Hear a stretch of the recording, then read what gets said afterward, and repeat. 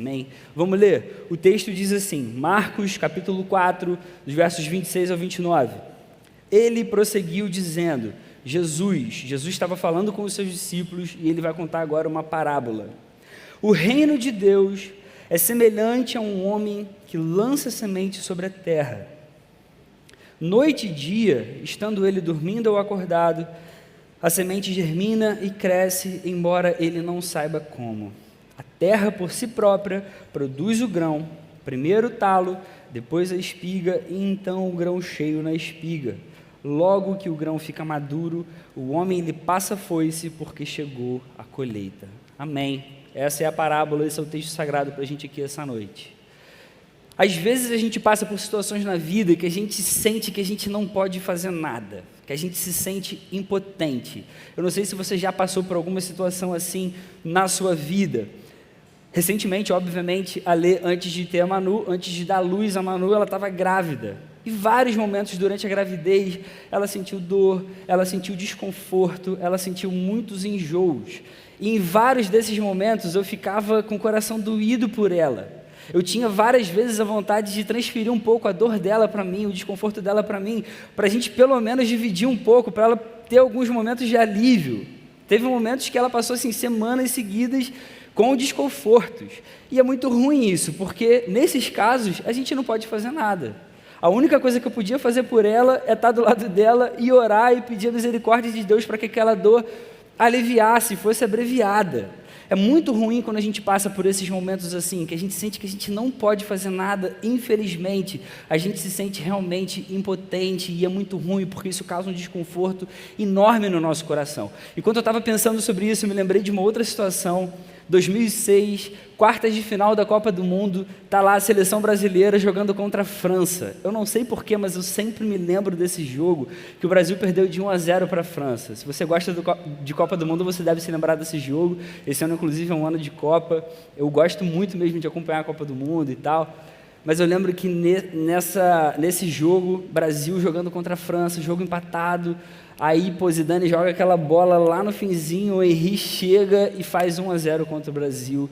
Cara, a gente fica revoltado. Eu assistindo aquele jogo, eu ficava pensando assim, não é possível, se eu estivesse jogando esse jogo, eu não deixaria isso acontecer. Eu teria marcado aquele cara ali de uma forma diferente, esse gol não teria acontecido. Às vezes a gente torce para um time, para uma seleção, a gente fica com essa sensação, cara, se eu estivesse no campo seria diferente, eu faria diferente, eu teria dado mais sangue, eu teria dado mais força e tal, e isso não teria acontecido. A gente fica com esse pensamento no nosso coração. Em várias situações da vida, infelizmente, a gente não pode fazer nada. Quando a gente torce para um time, a gente só pode torcer. A gente não joga lá naquele time. A gente só pode torcer. Quando um familiar, ou um parente, ou um amigo querido entra numa sala de cirurgia para realizar uma cirurgia, se a gente não é o cirurgião médico que vai realizar aquela cirurgia, a gente não pode fazer nada, a não ser orar e realmente pedir a Deus que abençoe aquele momento e que tudo fique bem. Quando a gente está num voo, por exemplo, indo para algum lugar e o avião passa por uma turbulência, meu amigo, a gente não pode fazer nada. A gente vai segurar ali e vai ficar assim, Senhor, não deixa esse avião cair, por favor, por favor. E infelizmente a gente não pode fazer nada. Porque em algumas situações da vida, às vezes, a gente fica de fato desesperado, porque a gente não pode fazer nada a respeito. Infelizmente, em alguns momentos, a gente só pode torcer ou esperar com muita paciência. Não é melhor quando a gente pode fazer as coisas com a nossa própria mão? Quando a gente pode ali botar realmente a mão na massa, quando a gente corre atrás de alguma coisa, quando a gente luta por alguma coisa, quando a gente se empenha e por fim a gente conquista alguma coisa que é relevante. Por exemplo, a entrada numa faculdade, caramba, eu estudei tanto por aquilo e agora eu merecia, eu entrei, a colocação no emprego que eu esperava há tanto tempo, uma vaga naquele concurso que eu aguardava tanto, que eu me dediquei tanto, uma promoção no trabalho que eu passei um ano me dedicando tanto, eu me empenhei tanto, uma medalha que eu ganhei em algum esporte que eu sempre amei. Existem várias coisas na vida que a gente de fato vai conquistar por mérito, por dedicação, a gente vai fazer por merecer e vai receber aquilo. Porém, em vários outros momentos, a gente vai ter que lidar com o fato de que a gente não pode fazer nada. A gente vai ter que lidar com essa sensação de impotência. Essa noite, a gente acabou de ler um texto, uma parábola, uma historinha que Jesus conta para os seus discípulos, que ensina para a gente que, do ponto de vista do fruto que a palavra de Deus pode produzir, eu e você não podemos fazer nada. A gente não pode fazer absolutamente nada. Essa parábola que a gente acabou de ler é uma parábola dirigida especialmente aos discípulos. Jesus está ensinando os seus discípulos. E ele está ensinando aqui uma lição muito importante para o ministério que eles ainda iam desempenhar no futuro, quando Jesus ressuscitasse e esses discípulos começassem a igreja de fato, o reino de Deus. Então Jesus vai contar para eles, olha, quando um homem lança uma semente na sua terra, não adianta esse homem se preocupar com cada detalhezinho do processo de amadurecimento, do crescimento dessa semente lá dentro da terra. Ele não pode fazer muita coisa a não ser a sua parte, óbvio, lançar a semente e cultivar a terra. Esse é o normal. Esse homem ele vai ter que descansar de noite, se levantar de manhã, e todo esse processo de germinação vai acontecer se Deus permitir. Esse é o curso normal das coisas, é assim que as coisas são. Enquanto na nossa vida a gente pode conquistar coisas relevantes por mérito na vida espiritual, o fruto que a palavra de Deus pode produzir é igual a uma semente, que vai germinar sem que o ser humano tenha nenhuma parte no processo, a não ser jogar essa semente na terra. Jesus está querendo ensinar para os seus discípulos que o reino de Deus funciona assim, olha, vocês, em algum momento, vão começar a pregar essa palavra, vocês vão ser muito usados, mas quando vocês pregarem a palavra, quando vocês jogarem essa semente, vocês de fato vão realizar o trabalho para o qual vocês foram chamados, mas a preocupação com os resultados disso é totalmente inútil e tola. Não adianta se preocupar com os resultados da pregação do Evangelho. Deus é quem vai abençoar a pregação do Evangelho de acordo com a promessa dele de que a sua palavra não vai voltar vazia para ele. Deus já tinha estabelecido esse princípio de uma forma muito clara. Quando você lê Isaías capítulo 55, versos 10 e 11, o próprio Deus diz: assim como a chuva e a neve descem dos céus e não voltam para ele sem regarem a terra e fazerem-na brotar e florescer, para ela produzir semente para o semeador e pão para o que come, assim também ocorre com a palavra que sai da minha boca. Ela não voltará para mim vazia, mas fará o que desejo e atingirá o propósito para o qual a enviei. O poder de Deus se manifesta na sua palavra, e ela nunca volta vazia, ela sempre atinge o propósito para o qual foi enviada, e Deus é quem vai fazer crescer, Ele é quem vai fazer brotar, Ele é quem vai fazer dar fruto. Aqui no Novo Testamento, o apóstolo Paulo escreve para os seus irmãos em Corinto, 1 Coríntios capítulo 3, verso 7, nem o que planta, nem o que rega são alguma coisa, mas unicamente Deus que efetua o crescimento. Todo o resultado está nas mãos de Deus, e no momento certo o próprio Deus vai colher o fruto na vida daqueles aos quais a palavra foi germinada. O que a gente precisa aprender sobre essa parábola e sobre o seu contexto? A primeira coisa mais óbvia é que a semente é a palavra de Deus. Jesus ele vai relacionar diretamente o seu reino à sua palavra. E essa parábola, ela está junta de outras 3 parábolas que deixam claro para a gente que a semente é uma analogia para a palavra de Deus. Na primeira delas, na parábola do semeador, Jesus ele vai dizer, olha, a vocês foi dado o mistério do reino de Deus, no verso 11. Quando ele está explicando a respeito dos solos que a semente pode cair. Aí nessa que a gente leu no verso 26, Jesus já começa assim, olha, o reino de Deus é semelhante a um homem que lança semente sobre a terra. Depois ele vai contar a parábola do grão de mostarda, no verso 30 ele vai falar, com o que a gente vai comparar o reino de Deus? E ele vai dizer que o reino de Deus é como uma sementinha muito pequena que pode crescer e ficar uma árvore muito grande, ou seja, o reino de Deus está totalmente relacionado à sua palavra, de modo que sem palavra não há reino. Sem palavra não existe reino. A base do reino do nosso Salvador é o seu evangelho, é a notícia daquilo que Jesus é e do que Ele fez por cada um de nós, e é isso que mantém a nossa vida hoje e a igreja. O evangelho maravilhoso do nosso Deus. Além disso, Marcos, ele não faz aqui o relato de 4 parábolas de uma forma aleatória. Essas parábolas não estão jogadas aí de qualquer jeito no Evangelho de Marcos. Existe aqui uma ordem lógica que a gente precisa prestar atenção, porque a gente vai aprender algumas coisas mais profundas a respeito do que Jesus quer ensinar. E aqui eu já abro um parênteses. Às vezes a gente tem a tendência de ler a Bíblia como se fossem coisas separadas e pinceladas, como se fossem ensinamentos assim, jogados de qualquer jeito para a gente. Mas se a gente entender que o contexto pode ensinar muitas outras coisas, poxa, a gente vai ter ensinamentos muito mais profundos a respeito da palavra de Deus para a gente. E esse aqui é um caso. Jesus, ele quer ensinar aqui algumas coisas a respeito do seu evangelho. Então Marcos coloca uma linha de argumentação lógica que é intencional aqui. A primeira parábola que Jesus está contando é a parábola do semeador.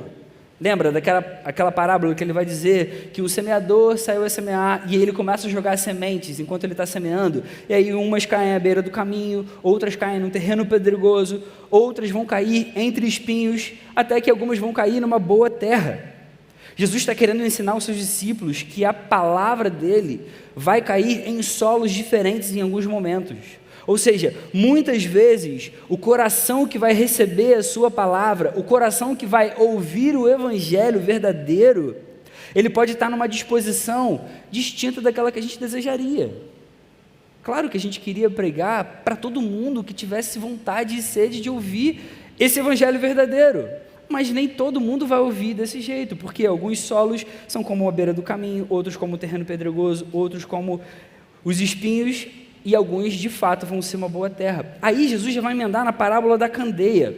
Lembra? Ninguém coloca uma candeia debaixo de uma cama. Geralmente a gente coloca uma candeia num lugar apropriado para que ela ilumine o maior número de pessoas desse ambiente. Ele vai ensinar que uma vez que a gente recebe essa verdade do evangelho, a gente agora tem que espalhar para que todos ouçam. Assim como a gente coloca uma candeia no lugar apropriado para iluminar todo o ambiente, a gente deve fazer também com essa palavra, com esse evangelho, para que ele alcance o maior número de pessoas possível. Aí ele vai começar essa parábola que a gente leu essa noite aqui, que é a parábola da semente. Aí Jesus vai querer dizer aqui para os seus discípulos que, uma vez que a semente caia numa boa terra, o resultado que a semente vai produzir não tem a ver com quem jogou a semente.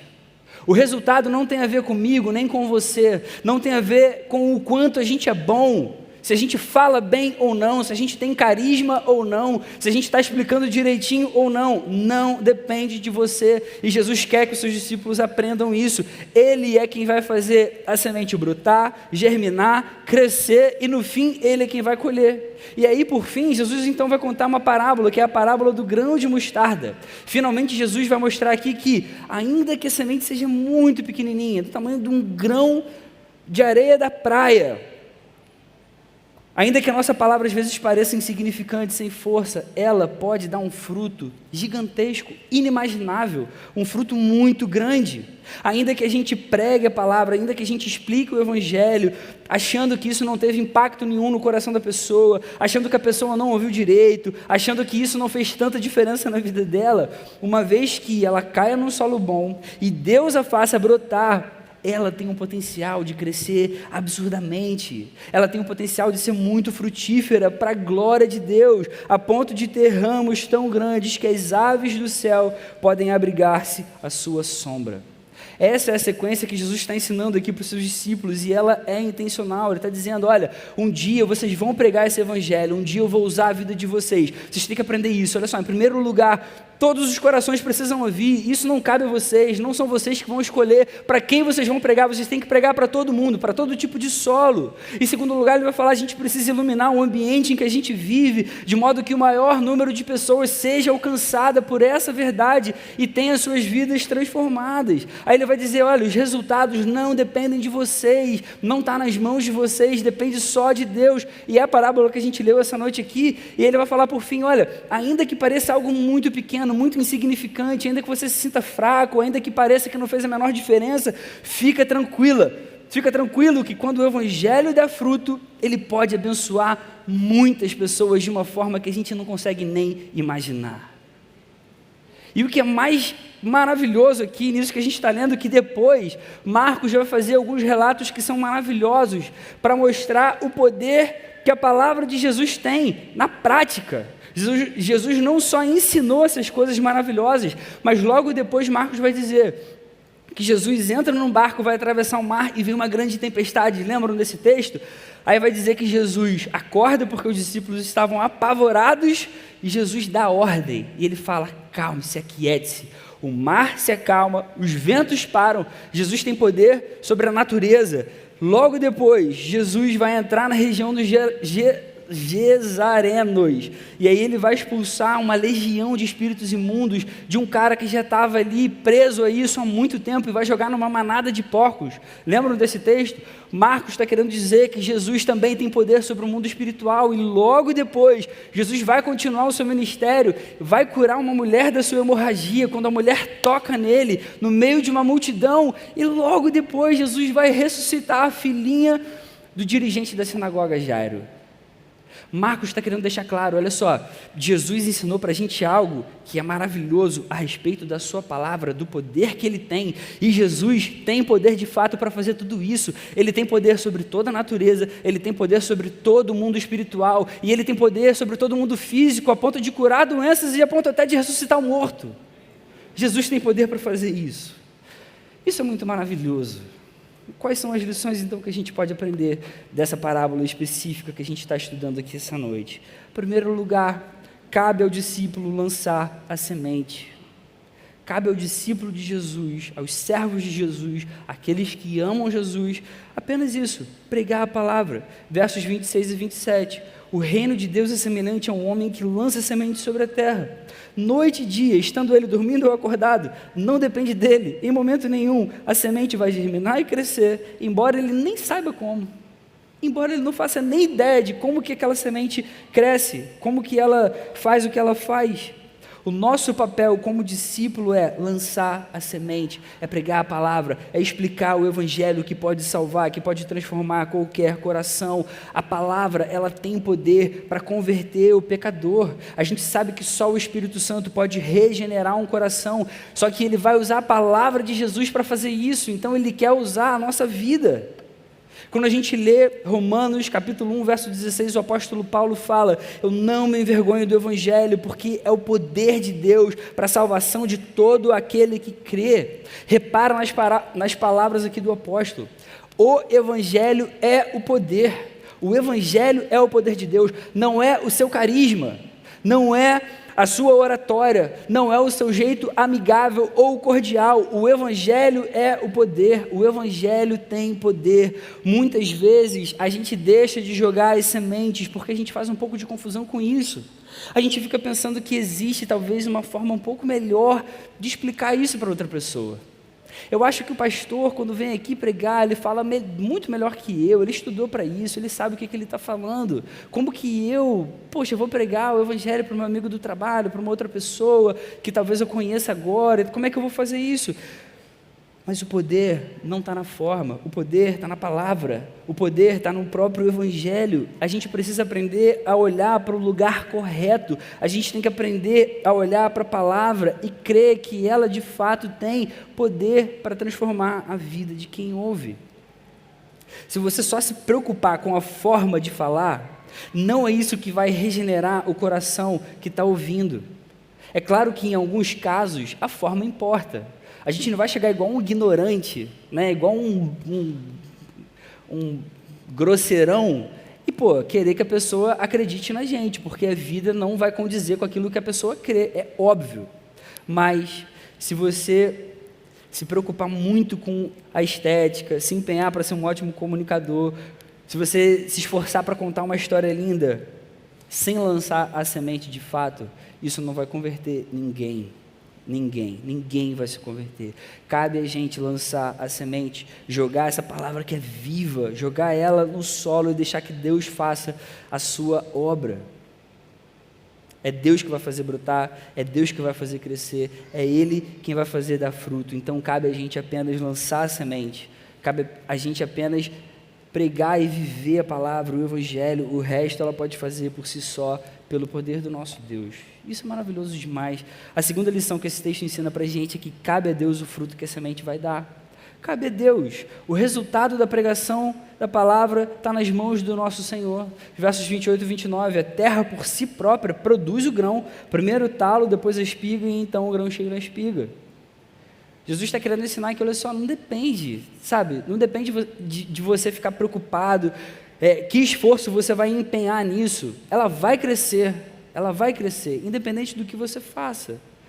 Repara que no processo de crescimento do grão aqui, de acordo com essa parábola que Jesus está contando, desde que ela germina até a colheita, não existe nenhum trabalho de quem joga a semente.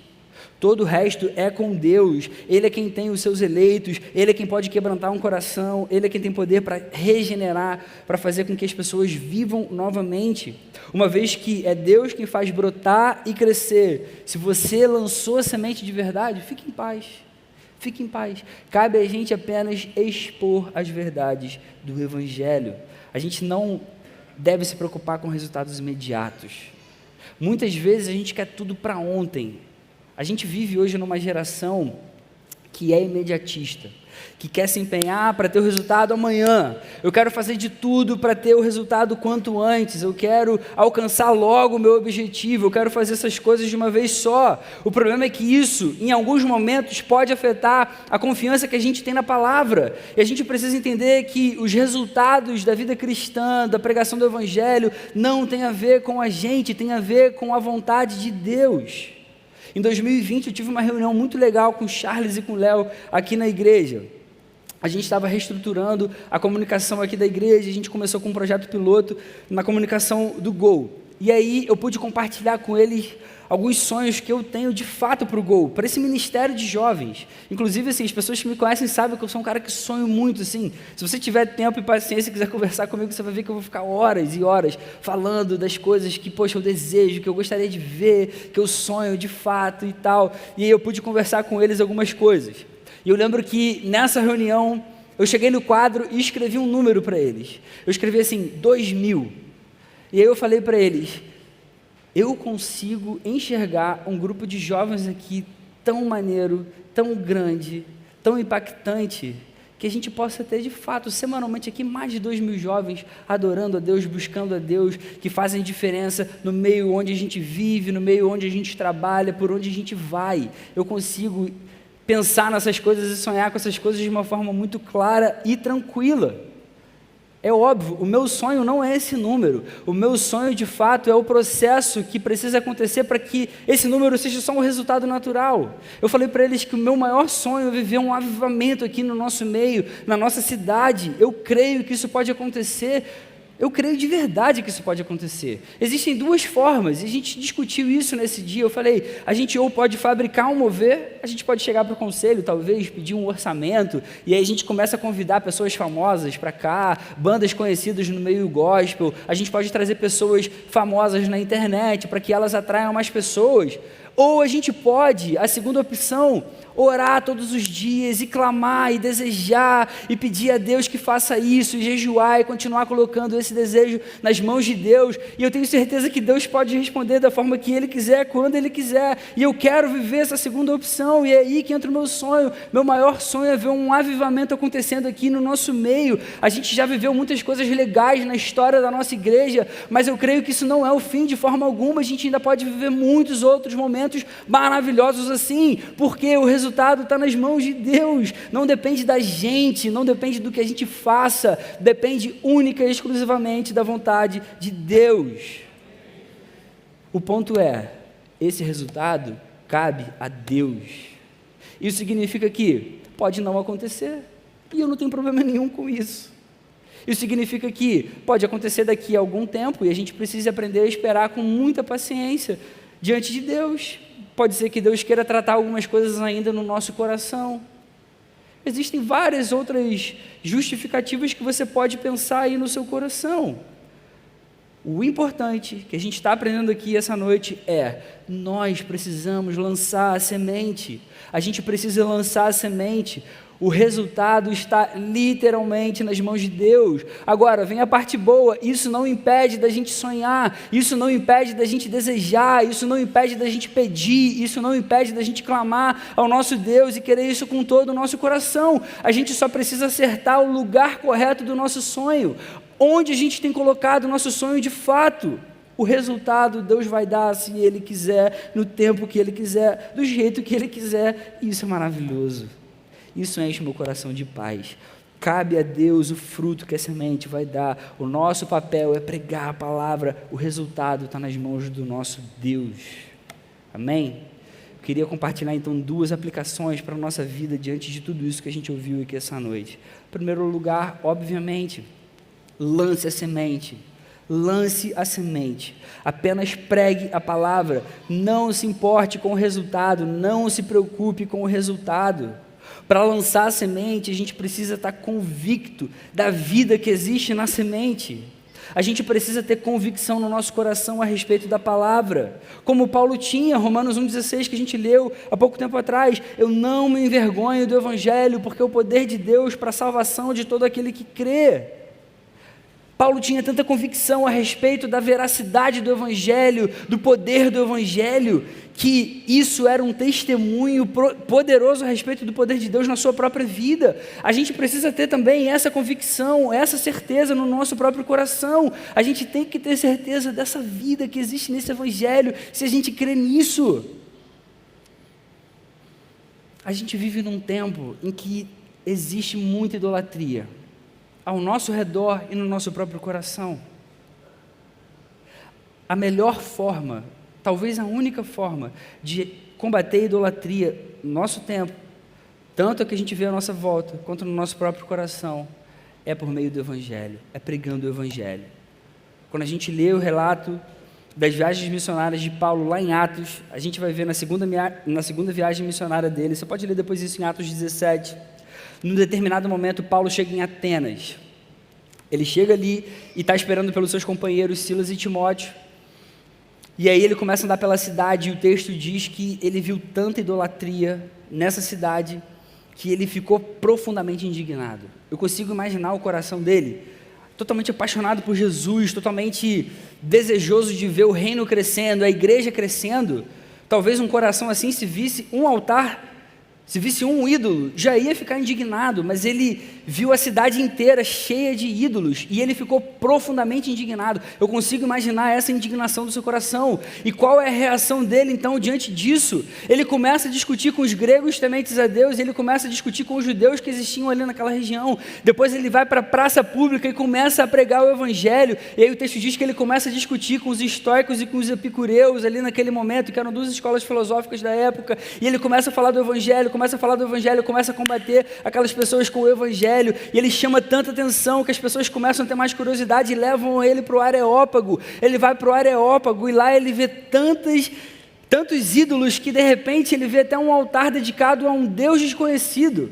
Era uma galera tão idólatra que eles pensaram, poxa, vamos colocar aqui um altar, porque vai que existe uma divindade que a gente nem conhece, deixa ela aqui. Paulo pega aquilo ali e começa a pregar o evangelho através daquilo ali. Ele vai falar, esse Deus que vocês desconhecem é o Deus verdadeiro, o Criador dos céus e da terra. Ele encarnou em Jesus, e esse Jesus que eu anuncio a vocês. Tudo começou quando ele se indignou com a idolatria do seu meio. Evangelho, pregação do evangelho. Alguns se converteram, outros não quiseram mais ouvir o que ele tinha a dizer. A gente precisa usar essa atitude como exemplo. Você já deve ter ouvido aquele ditado alguma vez na sua vida: tudo que é bom dura pouco. Tudo que é bom dura pouco. Talvez você acredite nisso, porque no mundo que a gente vive, parece ser normal a gente entender que, poxa, eu não posso ter tantas coisas boas por muito tempo. Vai chegar uma hora que vai dar ruim. Eu não posso ter tantas coisas boas o tempo inteiro. Mas, se a gente entender que a melhor coisa da vida é a gente viver por Jesus e para Jesus, a gente vai perceber que o que realmente é bom, o que realmente é maravilhoso e totalmente valioso, dura eternamente. A vida com Jesus, com o nosso Salvador, e a gente pode viver isso hoje, ainda que não de forma completa, não de forma consumada. Como vai ser lá na eternidade, a gente já com o nosso corpo glorificado, mas a gente já pode viver coisas maravilhosas com o nosso Deus hoje. E essa é a verdade que pode transformar qualquer coração, qualquer alma. É a única coisa capaz de destruir a idolatria do nosso meio. Existe idolatria em todos os lugares por onde a gente vai, por onde a gente caminha. Muitas vezes ela está presente no nosso próprio coração. A gente cria ídolos com uma facilidade enorme. Então a gente precisa se levantar como servos fiéis e pregar o evangelho que pode curar, que pode libertar, que pode regenerar o coração humano.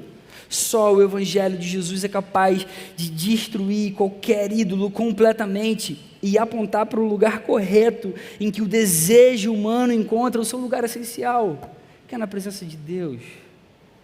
Nós fomos criados para isso, e a gente só vai encontrar alegria verdadeira, a gente só vai encontrar paz verdadeira, satisfação verdadeira, quando a gente se encher da presença do nosso Deus. Guarda o que eu vou falar para você agora. Onde o evangelho é ignorado, onde Jesus é ignorado, onde a palavra é ignorada, Deus é o Deus desconhecido. E para muitos aí fora, Deus ainda é o Deus desconhecido. E precisa de pessoas que preguem, que apresentem esse Deus, Criador dos céus e da terra. Eu e você temos o chamado de apresentarmos o verdadeiro Deus ao mundo. Isso é o que Ele deseja de nós. É o que Ele quer de nós. Que a gente apresente esse Deus verdadeiro que transformou o nosso próprio coração. Isso é o que Ele quer da gente. Os resultados não importam, porque os resultados cabem a Ele somente. Ele só quer que a gente seja fiel àquilo que Ele pediu. Vão e façam discípulos de todas as nações. Lance semente. Lance semente. Tenha convicção daquilo que você crê, daquilo que mudou a sua história e a sua vida. E lance semente. E pregue o Evangelho. Exponha a verdade que transformou o seu coração. E diante disso eu queria então lançar um desafio para a igreja. Eu lancei no primeiro culto. Alguns disseram amém. Eu espero que a maioria aqui diga amém agora nesse momento. Qual que é o desafio que eu queria lançar para vocês? Para todo mundo, para todos nós aqui. Essa semana, você vai pensar em alguém, vai pensar numa pessoa que ainda não conhece Jesus, ou que talvez ainda não conheça como você gostaria que conhecesse. Pode ser um amigo de oração, pode ser um familiar, pode ser um parente, algum amigo do trabalho, algum amigo da faculdade, algum amigo do seu colégio. E você vai criar uma oportunidade para lançar a semente. Você vai fazer isso intencionalmente, de forma proposital. Você vai pensar numa pessoa, e aí você vai pensar, de repente, em chamar essa pessoa para um café, você vai, de repente, chamar essa pessoa para um churrasco na sua casa, vai fazer um jantar para convidar essa pessoa. De repente, se é casado ou tem namorado, chama o casal, chama o marido, chama a esposa, chama todo mundo, chama para perto de você, e aí você vai lançar a semente de verdade, você vai falar do Evangelho. Você vai falar quem Jesus é e a obra que Ele realizou por mim e por você. Qual é o significado da cruz? Por que Jesus deu a própria vida por mim e por você? Por que Ele perdoou os nossos pecados? Você vai explicar o Evangelho, beleza?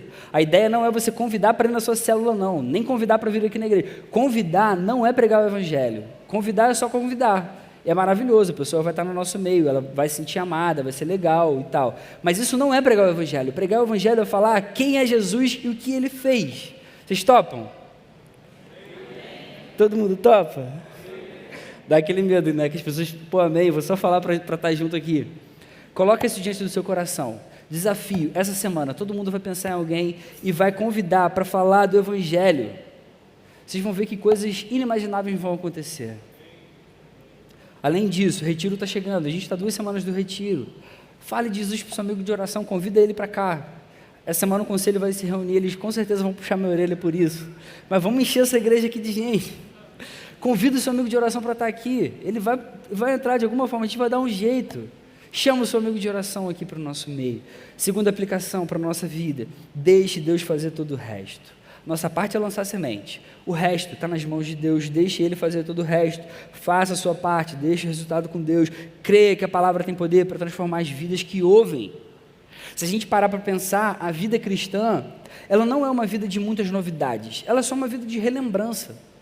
No que diz respeito ao que é essencial ao Evangelho, a gente não ouve coisas novas, a não ser que você seja um novo convertido. Talvez você comece a ouvir coisas novas constantemente, porque você pode não ter ouvido ao longo de toda a sua vida. Mas para aquelas pessoas que já conhecem o Evangelho há mais tempo, que já caminham há mais tempo, que já estão sendo discipuladas há mais tempo, você não ouve muita novidade a respeito do Evangelho. Talvez você ouça novas ilustrações, talvez você ouça de repente, novos formatos, alguma ideia nova a respeito da exegese do texto, do contexto histórico do texto que você nunca tem ouvido. Mas o Evangelho, ele é o mesmo, o conteúdo é o mesmo há mais de 2000 anos, e é isso que salva os corações.